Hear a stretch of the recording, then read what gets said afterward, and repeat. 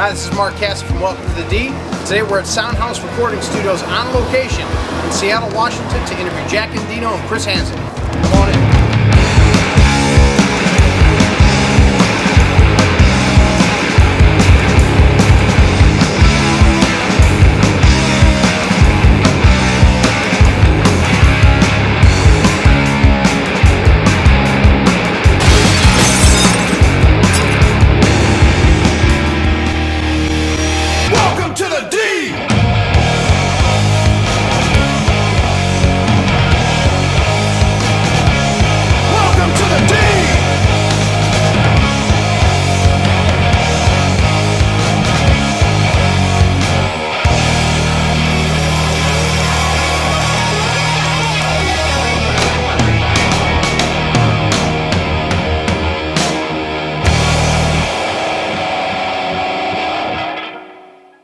All right, today on Welcome to the D, we're in Seattle, Washington with Jack Endino and Chris Hanzsek. Guys, thanks for being on the show. Howdy, you're welcome. Pleasure, sir. All right, let's jump right into it. Give us the Reader's Digest version of your careers to date.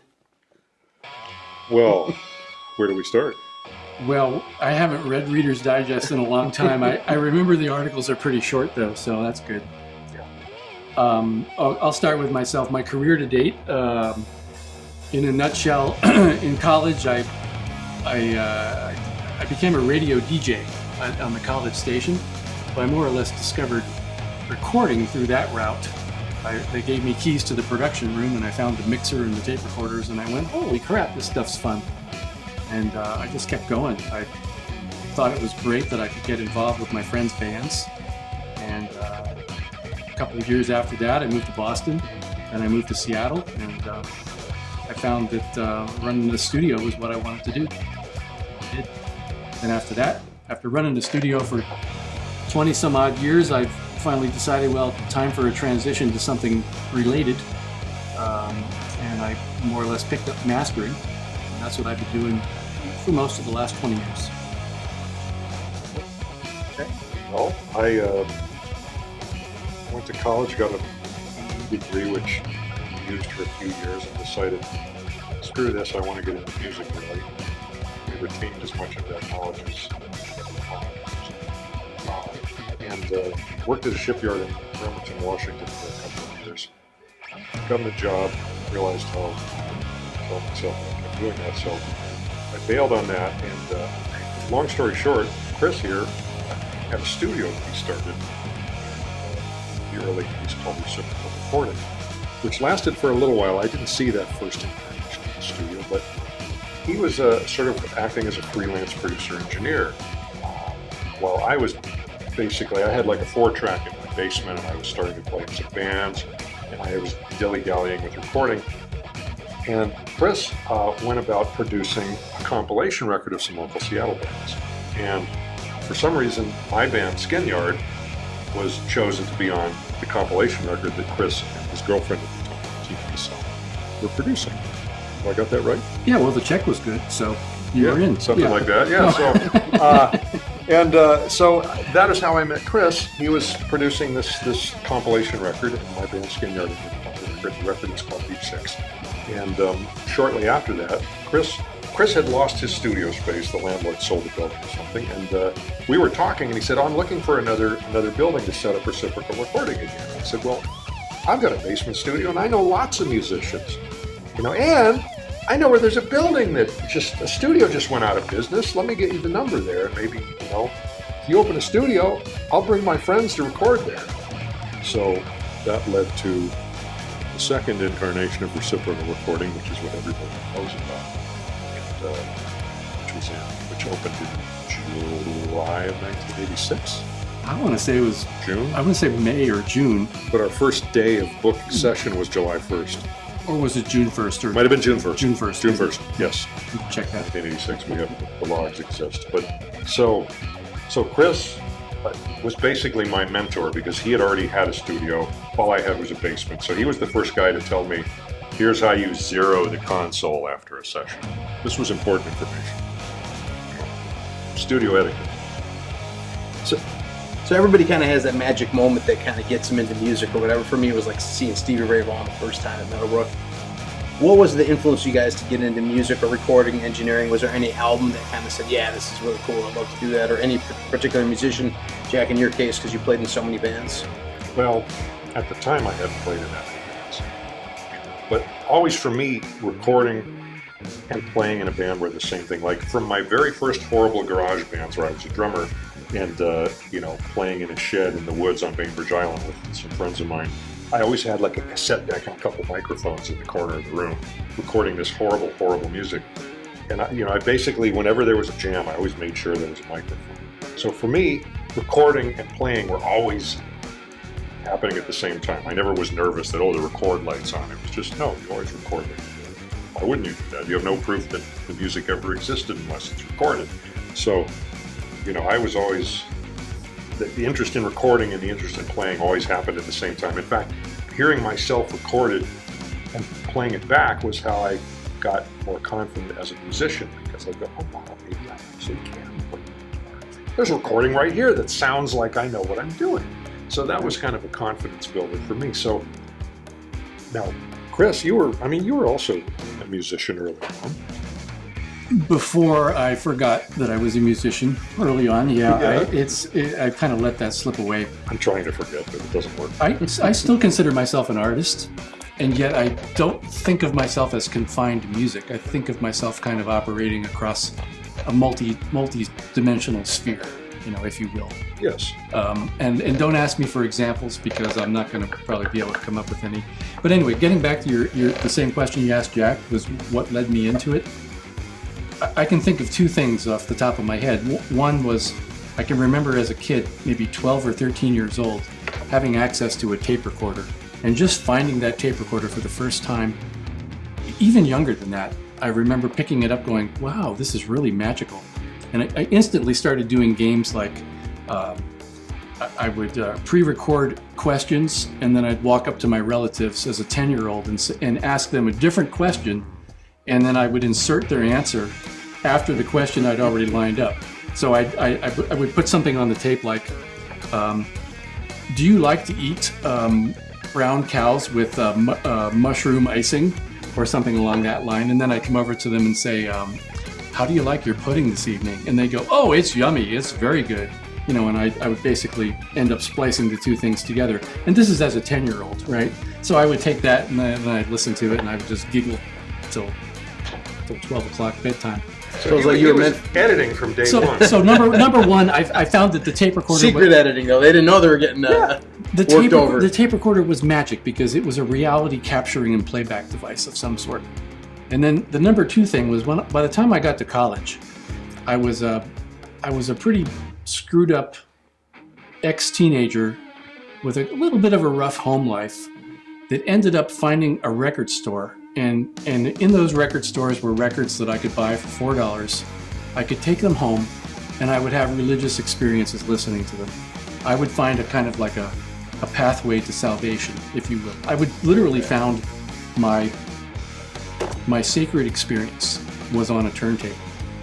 What he said. And that made an impression on me. At some point in college, I just said to myself, this should be saving my life. I have found other people in the world that think like I do, that express themselves. This crap is magic, and if I can become one of the sorcerers that learns how to manipulate this magic, I'm going to do it. I mean, it's so important to find a purpose. When you find that thing that really you get into, that your soul, literally your soul plugs into and says, I'm happy. I'm happy in existence if I'm doing this. So. And Jack, you made a great point about the recording of rehearsals. It's a great way to refine your playing too. Yeah, it is. And I was the same way. I probably spent most of my teens just buying records and obsessively dissecting them with my ears. And I would become a fan of record producers. I'd look on the back of this Aerosmith record and I go, look, there's that producer on this one. Now here's another one. Well, this one sounds better, and that's got this guy listed as a producer. I wonder if that has something to do with why the records sound so different. And then I would be like, okay, well, this producer, let me see some other records that he made. Oh, these records sound good too. Oh, Roger Bain, he's good. Roy Baker, he's good. And I became I was a fan of the bands and the music, but I was also, I would obsessively read the credits, and I would go, what is it about this record that I like? Maybe it's this guy's name on it. Oh, sure enough, this record sounds that way too. But these records all have the same drum sound, and they've got the same producer listed. There's something going on here. I want to be that guy, you know? So I always wanted to be an engineer, and, you know, maybe be a producer. I don't know. It wasn't until other people started calling me that.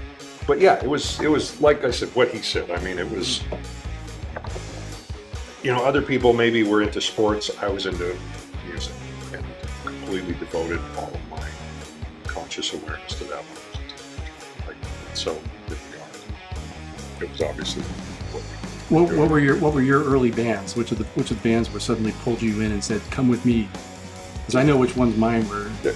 Nothing terribly surprising. The Beatles, Zeppelin, Black Sabbath, you know, Santana, all those the classic, well-produced records from the late '60s and early '70s left a big impression.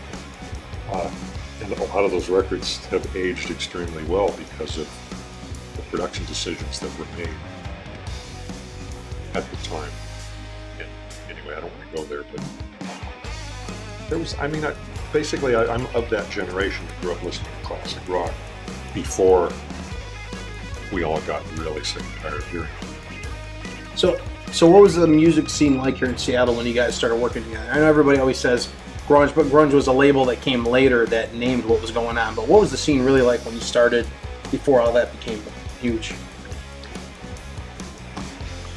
Well, I just think it was energetic. I think that there was a lot of energy and there was a lot of experimentation going on, a lot of fun. A lot of people were enjoying themselves. Mm-hmm. And I think a lot of bands formed I saw a lot of them come out of high school experiences where 3 or 4 guys or 3 or 4 gals or 2 gals, 1 guy, or 1 guy, 2 gals. They kind of like became friends first, and then they just decided, you know what, we could express ourselves like these other people, and we could kind of come up with our own signature and our own little sound, and it would be our hobby. And people were getting together and creating friends clubs with instruments, and yeah, it was just kind of a thing at a certain point. Let's just, so-and-so's doing a band. Well, why can't we do that? Let's start a band. Well, I could learn how to play guitar, you know what I mean? There was a lot of, it was pretty, Seattle was interesting because it was kind of off the radar culturally. I mean, we were kind of out here where, you know, in this corner of the country where, you know, you're 15 hours from San Francisco and 10 hours from Boise and, 3.5 hours from Portland. 3 hours from Vancouver, BC, but you got the border. But I mean, culturally, we were sort of, you know, anything could happen here and the rest of the country would not notice it. At the same time, you kind of felt like nobody was really looking over your shoulder. Anything could happen here. There was no real like self-consciousness going on. You know, nobody was trying to make money at it. There was no hope of that. If you wanted to make it professionally in the biz here, you would move to LA or you moved to New York or whatever. That's what people did in the early 80s. They left town.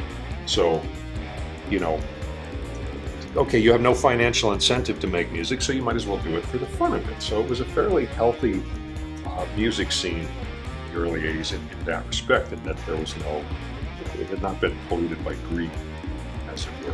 Kind of like an earthy, organic. It was pretty organic, really. If I could just sum it up in 2 words, I would say fertile ground. Because there was lots of young people, there were some pretty smart young people, there's a lot of colleges in this area. Yep. There's parents who like the idea of giving kids the chance for creative expression, so you had supportive parents. You just had a good fertile ground. Oh, you know, and then all that rain. So, hey kids, go indoors for 8 months. You know, what are you going to do? I think this is just a good town to watch people grow creatively. And I was just going to mention too. While it was still affordable to live here, that's the big thing too, is that people could still be in the city and afford to have a job serving Dick's Burgers or whatever. And you know, you could basically be in this hub and be able to afford to live as an artist. And I think that was important too. Well, it's funny you mentioned about the weather and stuff like that, because I always joke around with people and tell them that's the reason we got so many great musicians in Detroit. Because, you know, same kind of deal with the winter time. The winter is long, man, and you're locked indoors. There's no better time to record an album than then. It's more or less true, yeah. That's true, actually. And there's a lot of that here, actually. But it contributed, the weather here is sort of gloomy a lot of the time. It does contribute to the overall vibe of the town. But that's another story. Well, that's why we don't have beach music and surf music and all that stuff. No, exactly. So basically, I mean, so at that time, do you feel like I know they wouldn't make a conscious effort to, but where the band's kind of like, wow, hell with all those guys in LA wearing makeup and leather pants and these, long guitar solos in the songs, and just go, hey, we're going to do what the hell we want to do. Ugly guitar sound, our own, no solos or flannel shirts or whatever the scene was back then.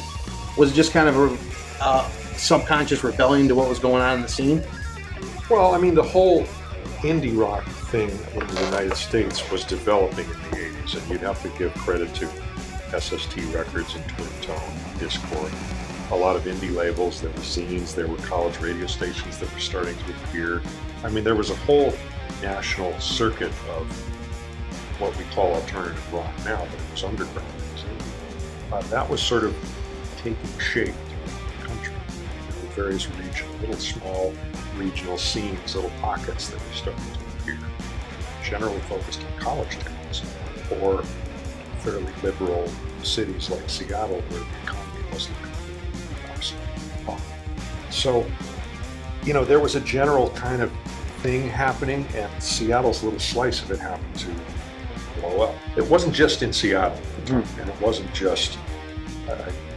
There was stuff going on. There was a sort of a general thing in the air. Whenever someone like Black Flag came to town, it was a big deal. Dead Kennedys coming to town, big deal. That was like a huge deal. Or No Means No would come down from Vancouver, BC, and play here. Oh my God, No Means No was in town. So people were paying attention to what was going on in other scenes, and then they thought, we can do this here. So whatever repelled against the pop culture started to become a big thing. It was already happening, and it was just fertile ground. Yeah, and if I could add two things, I came from Boston right before I moved out here, and Boston was an already in progress, full tilt music town. And being there, I looked around and went, oh, let's see, there's 75 existing studios, 350 rock bands, something like the ratio of guitar players to male citizens was like 1 to 5. So 1 in every 5 males played guitar in Boston. So this place was inundated. Yeah. Okay, so I moved out here thinking, that might be an undiscovered fertile ground where I could start my little farm, right? I got out here, and sure enough, there were bands. But there was one difference between the bands in Boston and the bands in Seattle. The bands in Boston knew that as soon as they became competent, they had to go to the studio and they had to release a record. You came out to Seattle and the bands were like, what? Do a record? Well, that sounds kind of odd. I don't know if anyone would buy that. And it almost was like an underconfident situation where you had to twist a label from the East Coast had to twist the band's arm, to say, let's put a record out. And we're like, oh, I don't know. Okay. And then they did it. And then, what was the other thing? Oops, I can't remember the other thing. The other thing? Well, yeah. Well, the other thing was this: is that Seattle, being like Jack said, being a kind of an ignored, undiscovered, who knows what the hell's going on in that corner of the country. As a matter of fact, before I even moved here, one of my friends said to me, "Don't go there. It's backwash. There's nothing there. Jimi Hendrix is dead, man." And I said, "Well, I'm just going to go there anyway." Yeah, here come the brides, But then comes what I call the pimple effect, and that is, or volcano effect, and that is that this whole region is like unpaid attention to, and it's swelling and swelling and swelling with people kind of honing their own little style that no one's ever heard, and then suddenly the attention turns to Seattle, and it's like, holy smokes, look at this! There's a full-fledged scene. Extra, it kind of hit the national newspaper that there was music in Seattle. And there's always a mystique when that happens. Well, yeah, it's been here the whole time, but the nation and the world was not paying attention to it for some reason. It just didn't get the publicity that it deserved. Well, now every city has a sound. Like when you think of Nashville, you think of like country, western, bluegrass, southern rock. You think of Seattle, obviously, first thing that comes to mind is Hendrix, or like grunge, obviously the grunge scene, Nirvana. What do you guys think of when you think Detroit? MC5, Stooges. That's about it. That's about it, huh? Ted Nugent, Bob Seger. Yeah, the typical. Yeah. I was just curious. I always like to see what usually first thing that comes out of everybody's mouth is Motown. Yeah. Well, that goes without saying. Fair. And all I remember about Detroit is back in the 80s when my band was touring, we never got a gig in Detroit. There was never anything. It seemed like there was not a stable club scene happening in Detroit in the late 80s. Or if there was there was always something shady about it. Our booking agents would always sort of skip past it. Be like, no, there's nothing. Detroit's not a good scene right Forget now. Detroit, just go through. Yeah, they would. Skip that town. Go to Windsor. We did Ann Arbor. We never did Detroit, you know? And I mean, I don't think my band ever played in Detroit in those years. It was strange, really. Nobody ever would it was just that we'd look at the gig, the itinerary, and it was like, oh, Detroit's left out yet again. So there was something fishy about it. I mean, I don't know. I don't have an answer for that. Yeah. Interesting. So now, Jack, you've obviously had the band Skinyard, Endino's Earthworm, and I've listened to a lot of your stuff, and it covers a pretty wide array of music. Like you covered Link Ray's Rumble, experimental sound of the song Suspension of Disbelief, and then you have some of the odd meter stuff like How Much Time, Follow the Sun, and Set Myself on Fire reminded me kind of Clutch. Kind of had that. Really? Yeah, reminded me of Clutch, the Elephant Riders. But he doesn't sing like that. No, not singing. Like the music, I felt like. I can't do that. Count Me Out kind of reminded me of Motorhead. I'm a melodic singer, you know. I can't do the gruff thing. I got to sing like a normal person. I mean, you've also played in a jazz quintet. I mean, is it the variety of music that keeps you going, or yes, what is it? Yes, it is completely, because I was in a. There's a compilation record that's coming out in Europe, actually, with a track from a band that I was in 1985 called The Ones. And it was basically a bluegrass punk band with a fellow named Terry Lee Hale, who lives in France now. He's made many solo records on European labels, but he was originally from around here. And he moved here from like Texas or somewhere in or Colorado or something in the early 80s. And he was he's kind of a country bluegrass kind of bluesoid guitar player, but he said, I'm going to form kind of a garage band. And I ended up being his bass player for a few years. And he wrote all the music, and we were completely like the most non-grunge thing you could possibly imagine. Like here in Seattle in 1985, nobody understood it. It was nothing like my other band, Skinyard, where I played guitar. And I was delighted by playing bass in this other band because it was a completely different kind of thing. It was like bluegrass punk. And rock, like it was. I thought the band was brilliant, and it just my friends were all like, "What is this? What's this doing in Seattle?" Like, yeah, it's great. And we made some really great recordings actually, but ultimately it was the wrong music at the wrong time in the wrong place. And Terry Lee has gone on and become famous in Europe, and that's fine on his own. But I mean, I was always up for like, a weird jam band I can play bass in. Okay, I'll do that for a while, because you got to keep it interesting. So you can't just do one thing. Yeah. No, I agree, because sometimes you box yourself in when you do that stuff too. I mean, I played drums in some bands, I played bass in some bands. Now my main instrument is really guitar and some singing. But I would be up for anything at various times, just for the hell of it, Here's the thing, we're studio rats. I'm a studio rat. I'm using one side of my brain all the time. I got to use the other side of my brain sometimes. I'm going to go nuts. I got to get out from behind that glass window and get an instrument in my hands and get out and get dirty and make noise, or I just go crazy. So I got to have both sides. So you're on the Finn record label right now? The Finn record label, which is pretty much no longer active, shall we say. Resting. Yeah, Finn Records label is kind of in remission at the moment. Catching a breather. Yeah, catching a breather, it looks like. But they did put out a 12-inch for me last year, actually, which was nice. And then I have another label put out a 7-inch for me this year. I'll get it later. But and I've got another album in the works that eventually I'll shop it around or put it out myself or whatever people do nowadays.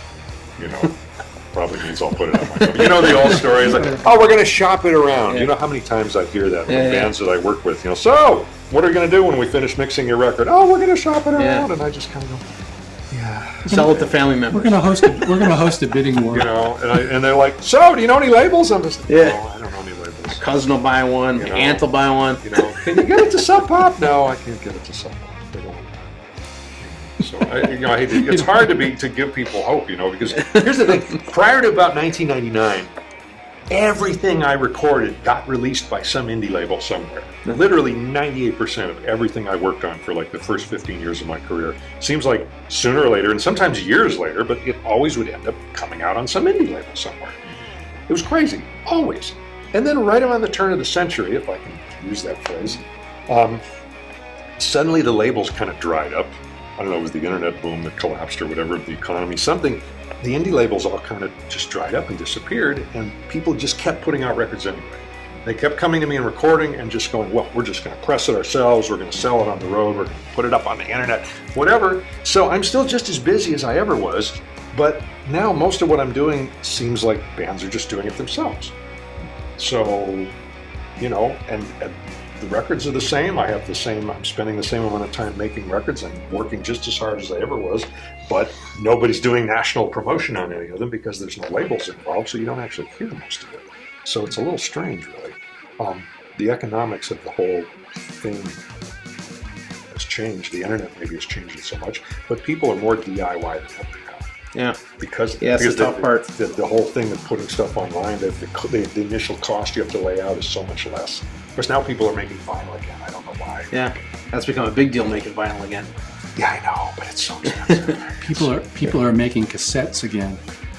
Oh, I know. God help us. I don't know about that one. I go back to vinyl. I know. Before cassette. I know. It's like cassettes. So, Chris, you have a diverse background. Also, you've recorded everything from Bill Frisell to the most extreme rock. Anything you prefer to record, or any guys that are easier to work with than any other guys?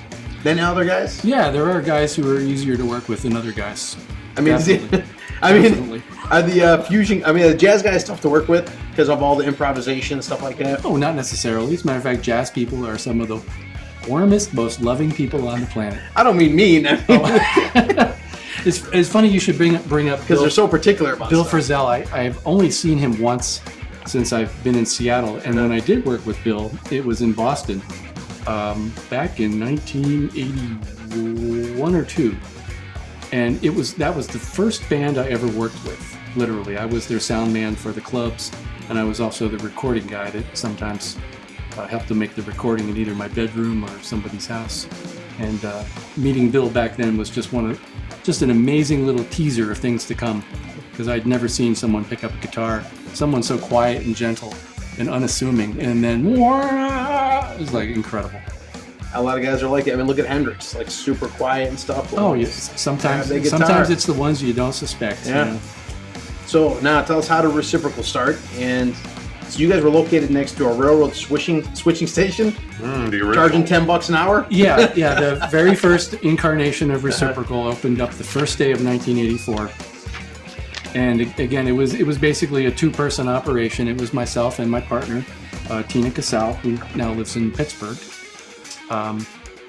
And we moved to town with the idea that a studio would eventually happen. It took us almost a year to get a little bit of financing together, buy a little equipment, and then find a suitable space to rent. Well, we never did find the suitable space, but we found a space. And we sort of jimmied it up by plugging the windows with a piece of sheetrock or something, and cut a hole between two rooms and stuck a window in, much to the dismay of the landlord, and then put up $10 an hour advertisements on telephone poles all over Capitol Hill and Ballard, places like that, and $10 an hour did it. The bands came. I was going to say, I don't think I was refuse that offer. Well, and that was how Reciprocal developed a little momentum. Was finding clients by being cheap, pretty damn cheap. Yeah. 8-track pretty recorder. damn So what were some of the bands that came through your doors then? Well, the ones that you'll recognize are bands like The Accused, Green River. Gosh, I have to remind myself. Let's see. There's a band called. Oh God. Help me out with this. Do you remember any bands that might have... Ooh, Bam Bam, didn't they Bam record Bam, with you? yeah. But these guys Bam aren't going to Bam. remember. Nobody's going to remember Bam Bam outside. No, I mean, they're part of Seattle history. They are sort of Seattle history. Part of Seattle history, Bam Right, Bam. right. There was Dismal. who were Dismal. part of Seattle history. Dismal was kind of a DSML. core cultural, it's definite Seattle punk, pre-grunge kind of a Right. operation. Yeah, exactly. Green River, of course, was the band that through a prolonged, weird chain of events ended up, some of them are in Pearl Jam now. But Chris actually did their very first record. as Green River in 1984. Yeah, 84. And there was even a couple of metal bands. Coven, that's true. They came through. Recorded with me. Yeah. And there were a few others. Coven, that wasn't Randy Coven's band, was it? No. Called Coven. Ended up on Combat or Metal Blade or something years later. There was a metal scene here in Seattle in the 80s. It must be, we have to mention. There was a solid metal scene here that didn't really blow up the way the metal scene did. It was here. And that's part of the deal. All of us have ended up working with a few metal bands. In fact, there was a band here called Sanctuary that got back together this year and just did a record at this very studio we are sitting right now. I didn't do it, but I let them in the building. You know, it was pretty interesting because they hadn't played together in 7 years. But so, yeah, Chris was there. You were Cannibal. That's the other band I was trying to think of. There's a band called Cannibal. Days? Yeah, they were a punk band. They lived. Remember the club behind the Gray Door, or the Gray Door? It was in Pioneer Square up till about 1985. Yes. Well, they lived in like the basement in like these dark concrete cubby holes just around the corner from the club. It was really weird. But anyway, that first reciprocal recording lasted a year. The landlord more or less did kick us out. He didn't renew our lease. He did not like the looks of the people that were hanging out there. Oh, and tearing up his walls. Well, yeah, I mean, we were scary clients. We just were there at all hours of the night, and we stood outside smoking our cigarettes and just looking. We were looking just pretty sketchy. We were looking That's undesirable. Yeah. Undesirable. Yeah. All right, you know you can't avoid this question. Tell us about the Deep Six compilation. Well, it was. I don't know if it was actually my idea per se. I was just kind of rolling along with it, having gotten just about through that first year of reciprocal recording, and my clients in Green River, specifically Mark and Jeff. I think it may have been their idea. One of them may have said to me, "Why don't you do a compilation, dude?" And I said, "What do you mean a compilation?" He said, "Yeah, well, there's so many bands to expose. I think now's the time to group together some of the better bands, put them on a record so everyone can see what this Seattle scene is all about." And I said, "Okay, tell you what, you come up with a list and we'll look it over and we'll tell you what we think." Because my partner Tina, she was the only one I think in town that was able to save any money, of all of us.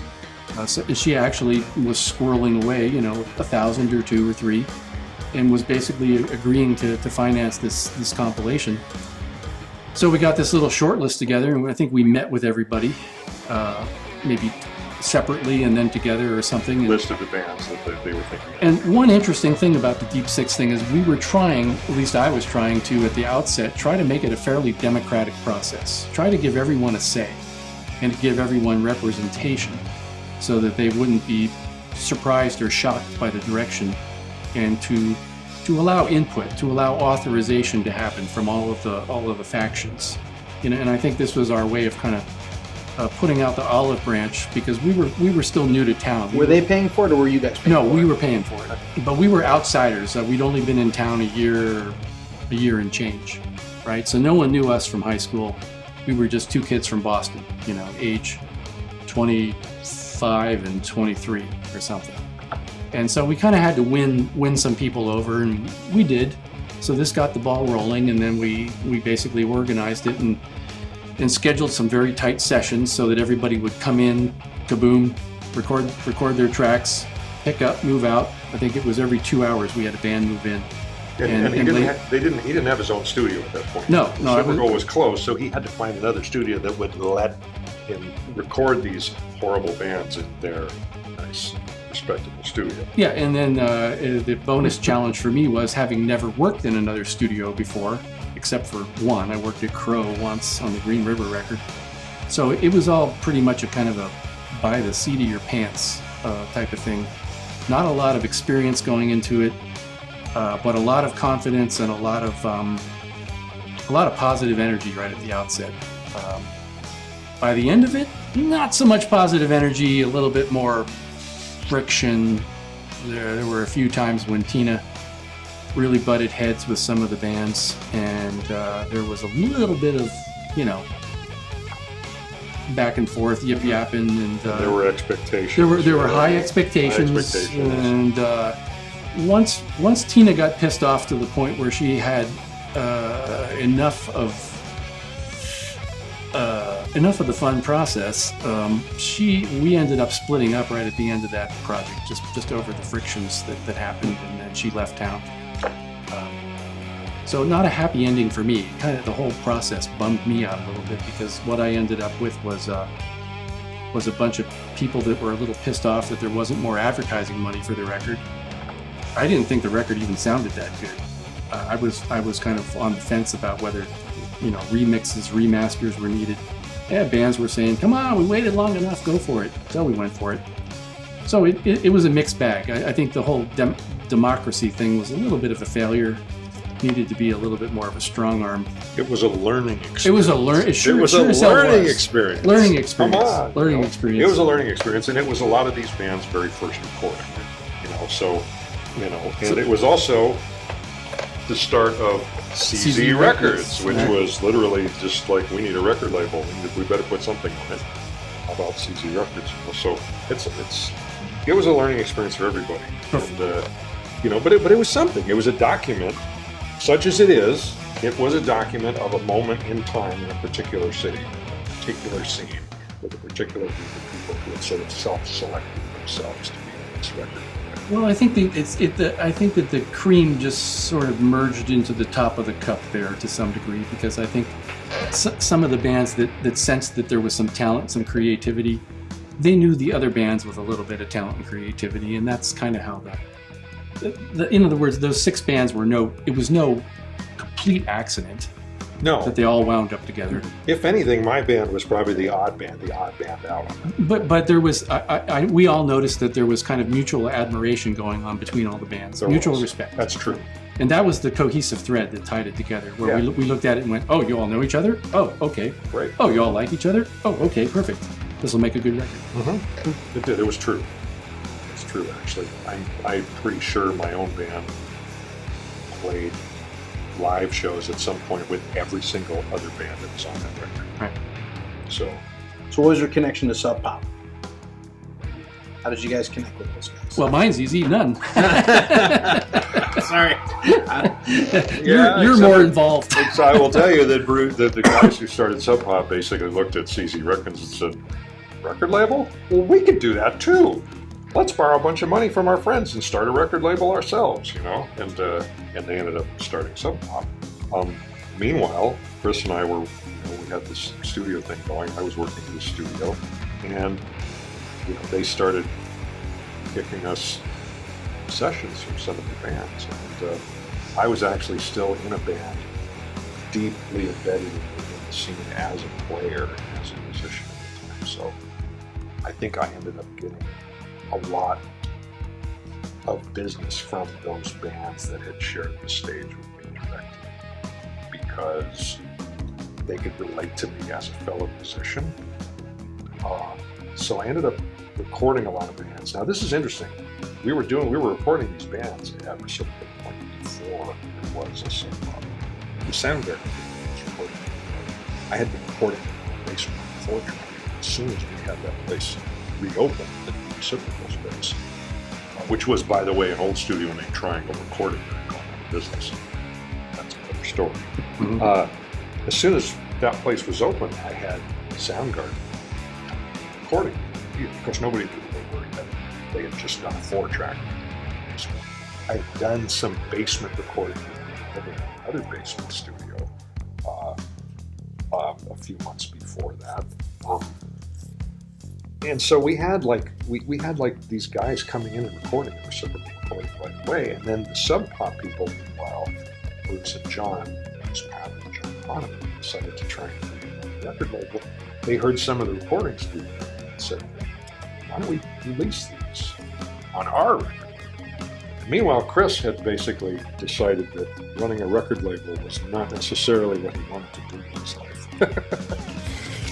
And agreed. Rather why not unwisely, really. I mean, People sometimes. I even read online once. There was something that said, and it's a mystery why Hanzsek decided not to cash in on the blah blah blah things he started with his record label. Yeah, but then this person writing the article said, but then he showed that he was a savvy businessman after all by maintaining a busy studio for 20 years after that. Right. So it basically came down to picking what you want to do. You know, if you want to do one thing well, do it well.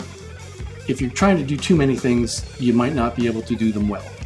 I didn't have an army of allies at that point, so I really decided the best course for me was to kind of curl up in a secure building with walls on it, and I could control my world a little bit better. When you're running a record label, you got to learn how to talk out of both sides of your mouth and say your check's in the mail and all that stuff. And most of the time, you know, you had to play that game, and I didn't. I was just going to say, you know, I didn't want to go there. Everybody else was doing that, and I didn't want to be one of them. Yeah, he actually ended up having a successful business for years and years. And Sub Pop, meanwhile, it was probably years before they even went black. well, it's funny you said that because I saw an interview with some guys that were with Sub Pop, and they said, it was good for us, but they're probably the biggest liars in the business. That was the description of the band name. I was like, wow, what a reputation to have, you know? Yeah, they bounced a few checks to us at the studio as well. You know, I mean, there were a few. They probably deny that, but I remember I saw them on the log sheet. You were the good cop. I was the bad cop. No, it's true. And you know, it was, it was a case of, do you want to run a record label? And you know, what's the joke? How do you turn $100,000 into $10,000? Start a record label or whatever. I mean, I don't know. You could make up whatever numbers you want, but no, Chris chose wisely from a business standpoint, actually. And you know, I've been tempted over the years many times to start record labels because what do? I record bands, and then what do the bands want? They want someone to put their record on. And meanwhile, I'm going, I did a great job on this record. I did this. This is some of my best work. Nobody's ever going to hear it. Oh my God, maybe I could put out your record, and I stopped myself. No. Then you think about all the business side of that stuff. Yeah. All right, forget it. No. I'm not a record label guy. I'm not a promotions guy. I make the record and have it. So I didn't choose. Yeah. So two of the very iconic albums were done in a short amount of time. Obviously, the Bleach album and Black Sabbath's first album was done in like 12 hours or whatever it was. See, I love that 8-track recording. I was just going to say there's something special about that. What do you think it is that makes those kind of recordings so special and earthy? I mean, when there's my bass player always says, he goes, too much plastic surgery is not good. Just get in there and knock it out. Speed equals honesty. Also preparation. For a band to record like that, they have to know that, yes, we've got to make a record in 2 days or whatever, so we better be prepared. So it means they're focused, they're prepared, they're rehearsed, they're getting the songs down cold. You know, they're not spending time arguing or changing we're going to change the arrangement. Well, none of that stuff. It's like, okay, here's the songs, we know how to play them, we've got this much time, let's do it. And they're focused, they're not distracted. And also, the technology, you don't have the opportunity to change things, edit things, second guess things. This is what analog tape was good for. You couldn't just edit it. It's like you have to record it again if you want to change it. So the medium enforced a certain degree of honesty on the proceedings because limitations were actually strengths if the band was prepared. I love analog for that reason because it's the truth. You can't go back. And I'm going to coin a phrase right in front of your ears here. Perfection neuroses. Thank you. It's basically, as soon as there's not the chance to remove the humanity, the slight mistake, the slight error, the first take. You know, sometimes that first take was kept because there wasn't an extra track to try a second take. And so you just said, you know what? I'm not going to gamble. I'm not going to gamble on trying to improve this. I think I put... If we erase it, it's gone, yeah, so we better just keep it. I love the spirit and energy I just did. Take it. I call it paralysis by analysis. There you go. You know? Same thing. It might interest you to know that to this day, I still absolutely abhor click tracks. I don't use them in anything I do. Most people point to. Okay. You know, I got a question there. I was going to ask you about that too. Click track or no click. But basically, the point is, everything in my career, the reason I still have a career as a record producer is that, and people ask me this, why do your records have such a live feel? Well, for one thing, the whole live feel thing in the studio, it's an illusion to some extent. You're creating the illusion of a live feel in an innately non-live environment. So how do you do that? You have to be very careful that your entire methodology is focused on not removing the spontaneous elements and not removing the live feel from what you're doing. Okay? So everything I've done in my career as a record producer is explicitly trying not to not to methodically remove the live feeling of what I'm capturing in front of me. So I'm very sensitive to like preserving the imperfections when they're good, fixing them when they're not. You know, maybe that's a judgment call, it's instinct. But yeah, and I had a lot of fun. We both made a lot of records on analog. We had an 8-track. Chris had an 8-track machine. It was a beautiful Atari half-inch machine. Wonderful sound. And we both started with 4 tracks, by the way. We're both a Tascam 4-track. Tascam 4-track. I still have it in my house. Get one chance to bounce it down. If you screw it up, that's it. Oh, I never bounced anything. I always did the mix live. Just like, okay, the drums, 2 tracks. Okay, that's it. That's the mix. You just have to be really good at doing it. I hated bouncing. You know, tape this on top of tape this. I always tried to get it right. Almost never bounced anything. Wow. That's just how I worked. I got a question. Did because the scene was so earthy then, when Nirvana jumped to Geffen from Sub Pop, did they catch any heat from the other bands that were like? No, because everybody else was starting to do the same thing at that exact time. Oh. Were you shocked? Sorry. Well, no, not really, because Sub Pop was running out of money. Nobody was getting paid.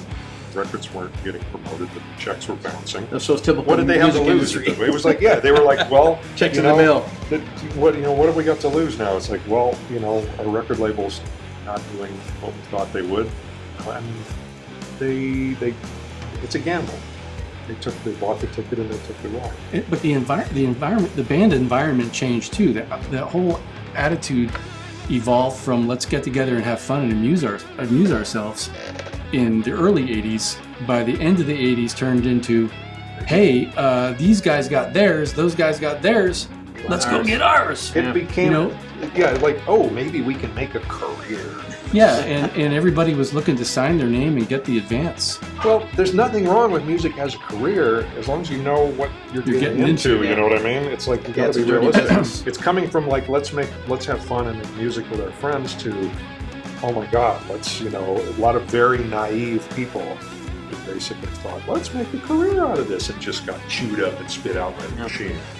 That's what happened. Well, how shocked were you guys when Nevermind took over the Michael Jackson's Dangerous album? It's #1 on the charts.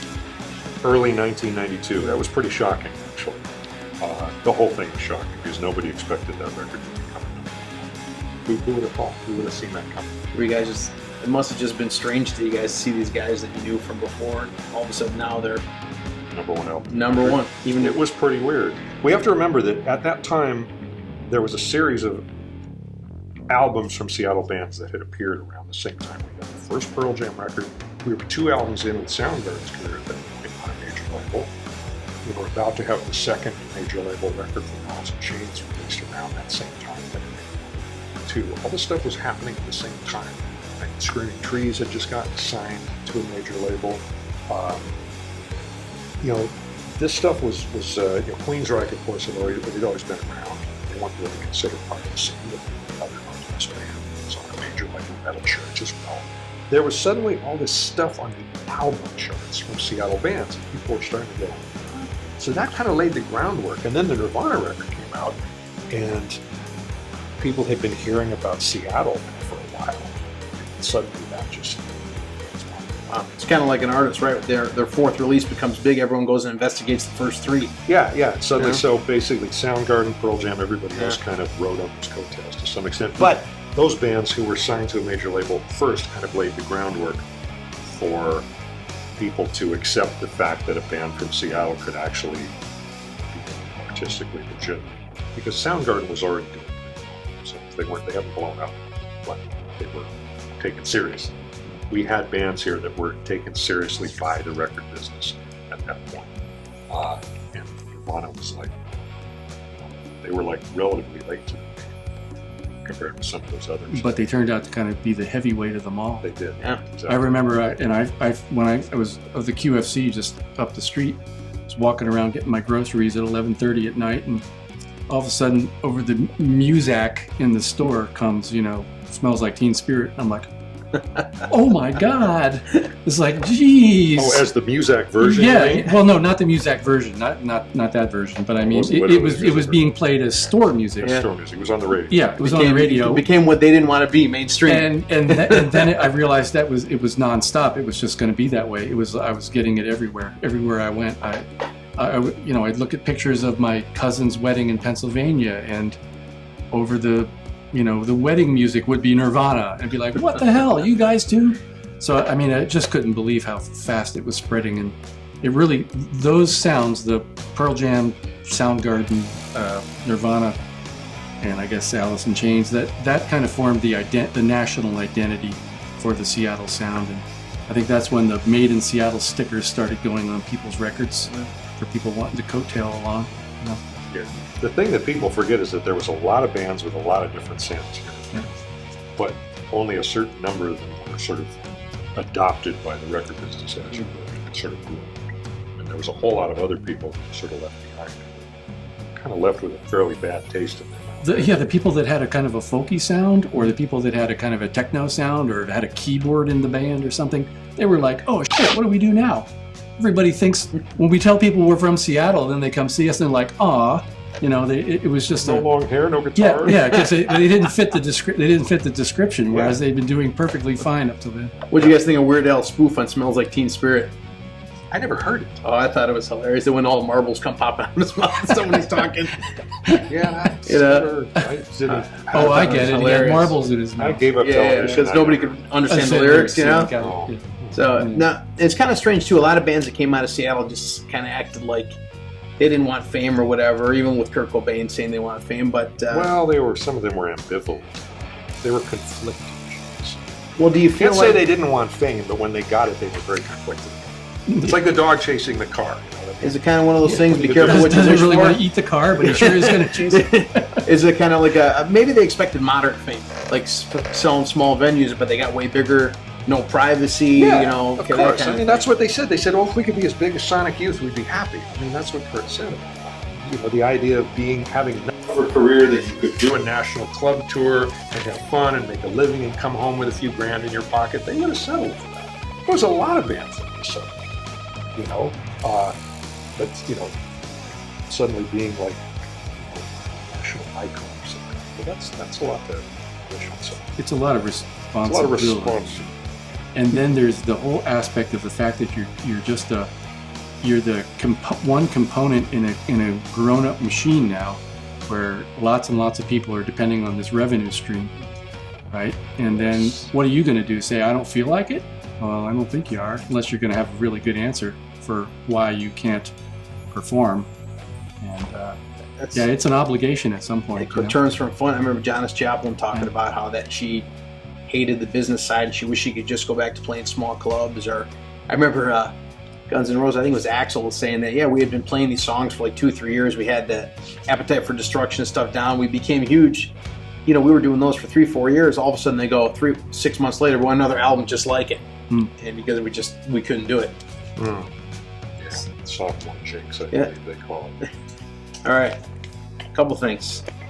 Digital or analog, and do you click track, or do you think that sterilizes a band?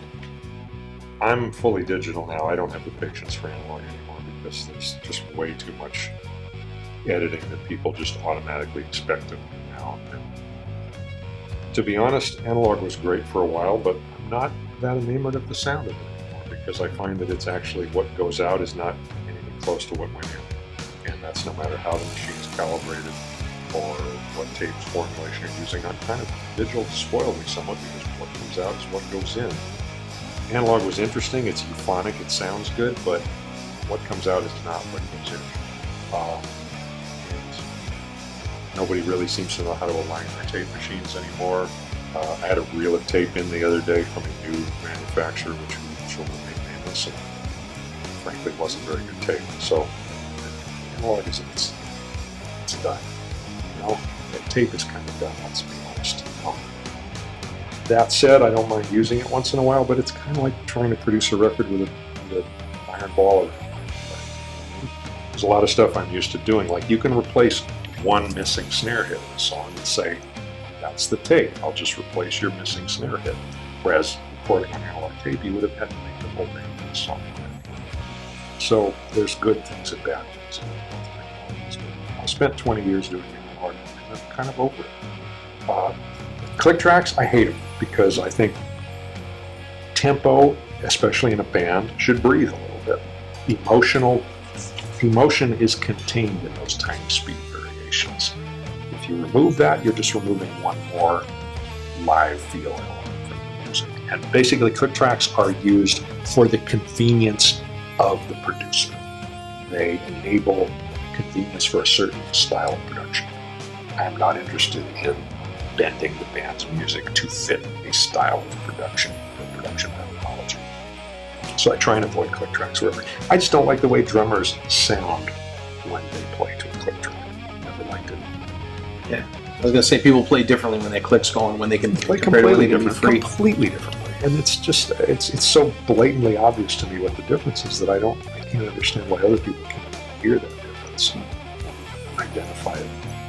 It's strange to me. Yeah, if you're making dance music or something and you want full on the floor, fine.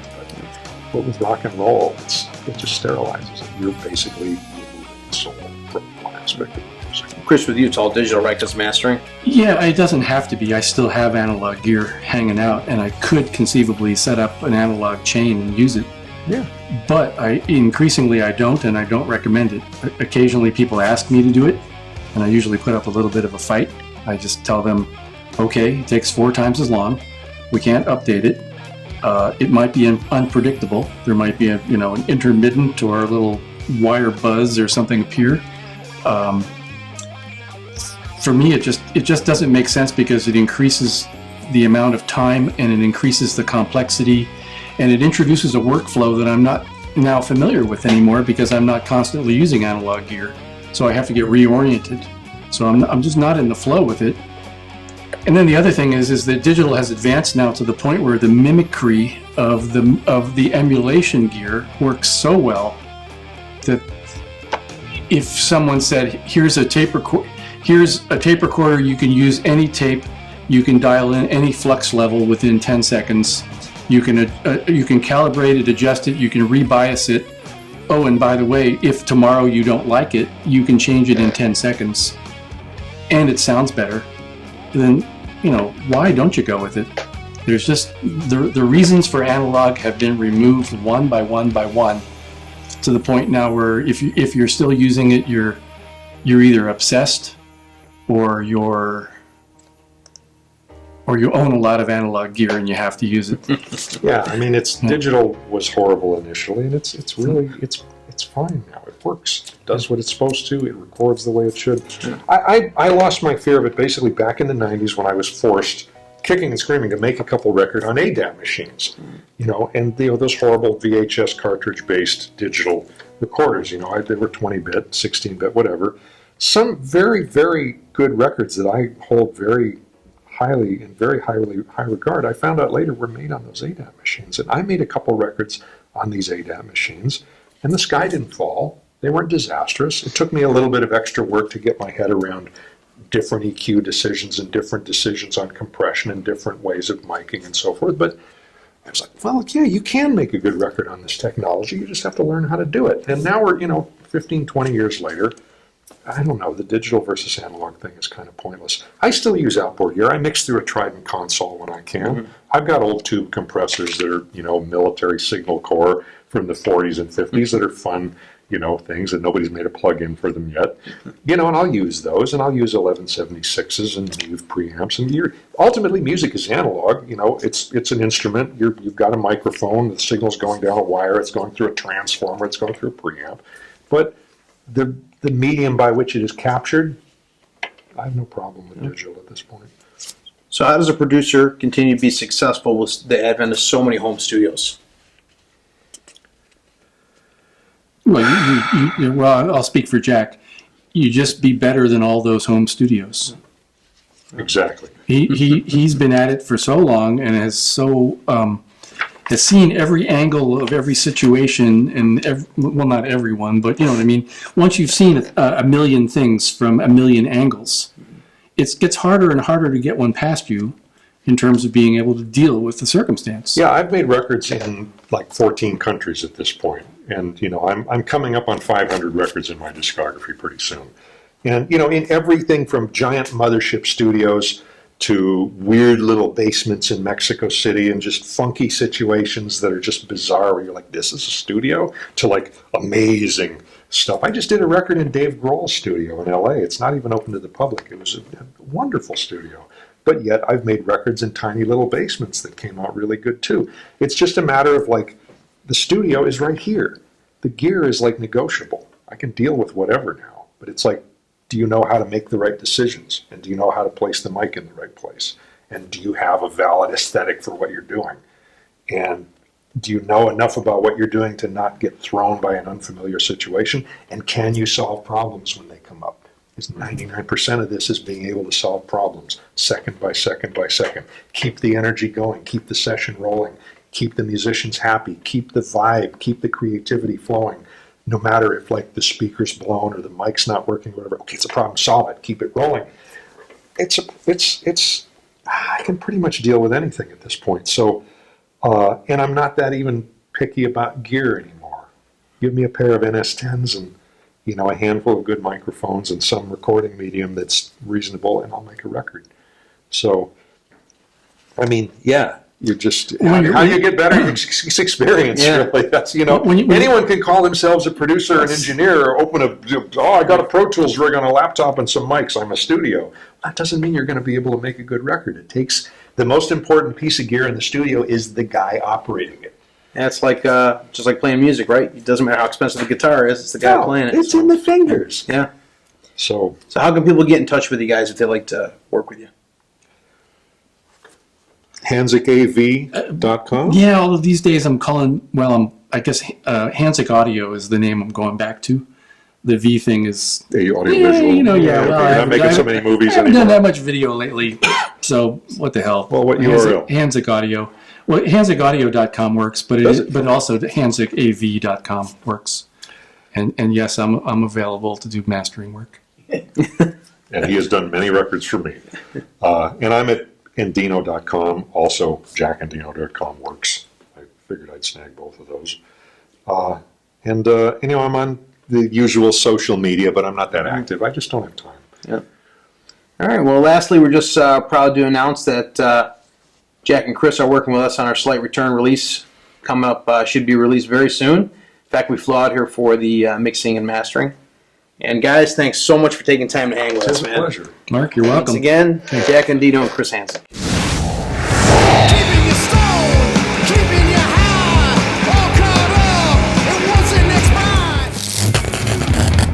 Free your mind, and your ass will follow. Right behind. Good old music will soothe your soul. Jimmy's got some bitch in him, but that's alright. Put some junk in the trunk. Shake your Detroit right.